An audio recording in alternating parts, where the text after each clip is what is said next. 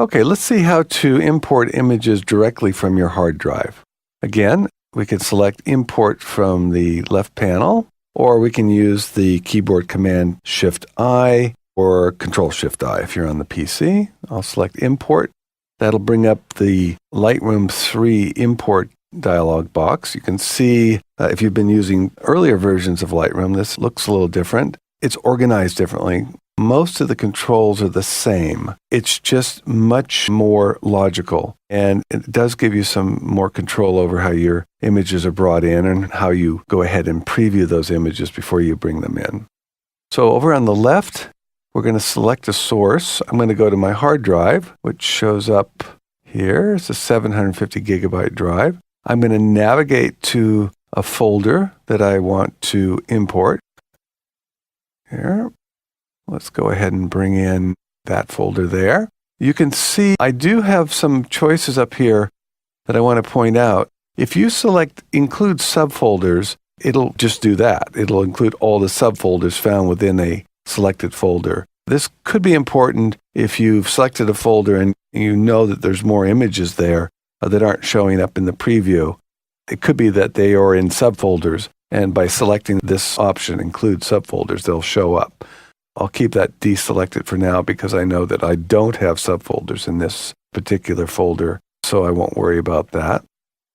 So I can see right away that I have a thumbnail representation of all the images in that folder in that hard drive. Here they are.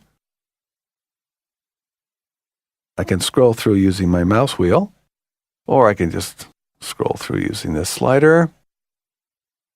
This is the so-called grid mode. I can also go into what's called the loop mode if I want to. And the loop mode, select an image, select loop icon, and it will enlarge the image. And you can also use the keyboard command E that shows you here what the keyboard command is, in this case E. I can also just enlarge this loop view image by clicking on my mouse and clicking again to bring it back, and double-clicking will bring me to the grid mode. I can also get into the loop mode simply double-clicking on a thumbnail. So I'll bring it back down to the grid mode. I can make my selections here. If I don't want to bring that image in, I just click on the little checkbox, and I can do those individually, although I don't understand why you'd want to do that. Most of the time, you're bringing a batch of images in, and you probably want to have them all selected. But again, if you work differently than I do, you can uncheck all and go through there and just pick the ones you want to bring, or go back and check them all. You can set the size of the thumbnails over here with the thumbnail slider. I try to make it as small as I can just so I can get a good representation of all the images. Once you have your source selected from your hard drive, you have several options up here at the top. You can copy the images in as a DNG, you can simply copy them, you can move them, or you can add them. What do these all mean? A copy as a DNG will keep your original files in their original source and will then make a copy of them in the DNG, or the digital negative format, which is a format created by Adobe to convert your raw files into a OpenDoc or open source file format. You can copy your images from the hard drive to another destination, and you can move them. Moving is different from copy in this way. If you copy, it keeps the original files in the original source and then makes a copy. If you move them, it's literally moving them from that original source to a new source that you define, and then deleting from the original source. If you want to add, which frankly is what I mostly use, you're keeping your original files in their original destination. You are making a connection between Lightroom and them, but you're not doing anything to the files themselves. So Lightroom doesn't touch the files. It creates a preview based on the data in those files, and then makes a relationship between that original folder where the images are and the Lightroom database. So it can always find those folder and the images and work from the originals, not on the originals, but from the originals. I use Add because it actually brings the preview of the images into Lightroom very quickly. And I don't really move. I do my moving and copying on the desktop, and I don't use Lightroom so much for that.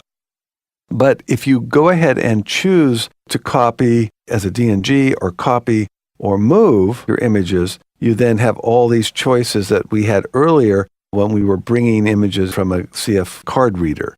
You have to choose the destination here in the destination pane. You have to define how you want the structure of the files and the folders, and that has to be done only if you're doing a copy as a DNG, copy or move.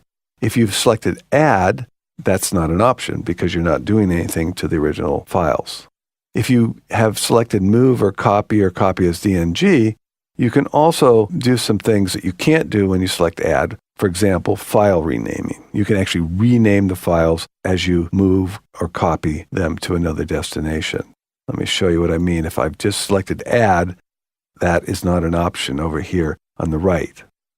All right, so this is pretty simply how you take and make a selection over here from your source. You make sure they're the images that you want that are coming in. And then you, depending on how you've made your choices up at the top, you make selections in the right panel, whether it be the destination or file renaming, how to handle the files as mostly to do with how the previews are rendered on the import. We'll get into that in another video. And then file renaming. These are options that allow you to apply presets, either develop presets or metadata presets on the import. So this is something that's also an option on any of these selections that you make up here. You'll be able to apply these different criteria on the import. So when you're all done with this, when you've made your selection and you're all set, once again, if you have a set way of bringing in images that you're always using, you can create an import preset down here. You create as many of these presets as you want. They'll show up in this pop-up menu. And then when you're ready with this, you go ahead and hit import. And now the images are being brought in. In this case, they're at their current location. You can see in the taskbar up the upper left what's going on. And you see how fast they're being brought in because there's no moving or copying going on. So this is why I prefer this method. The images are very quickly available to me to work on in the library module or the develop module or any of the modules.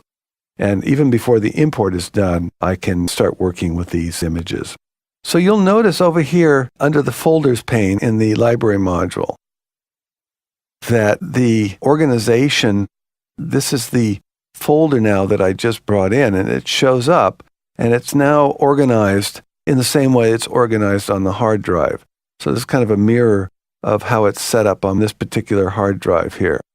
And if I select that, this will be the same selection that occurs when I click on the catalog and I look at the previous import. These are the images I just brought in. There's 460 of them. And if I want to select another folder that I brought in earlier, this is the folder that contained the images on the compact flash card. You can see those will appear there in these folder under the folders pane. And this is, again, like I said, this is pretty much a mirror of what's going on with my hard drive. So this shows me how it's organized on the hard drive. If I go into my hard drive and move things around there, I'm going to really cause problems for Lightroom. It won't like that because then it will get confused about where those folders are. And if you do need to do any kind of organizing or moving of your folders once they've come into Lightroom, it's highly recommended that you do all that within this folders pane so that you actually use Lightroom to move the folders or the files within the folders. It will then go out to the hard drive and do the moving for you automatically. And it will know that it was done so that you won't get lost. So that's importing images from a hard drive into Lightroom.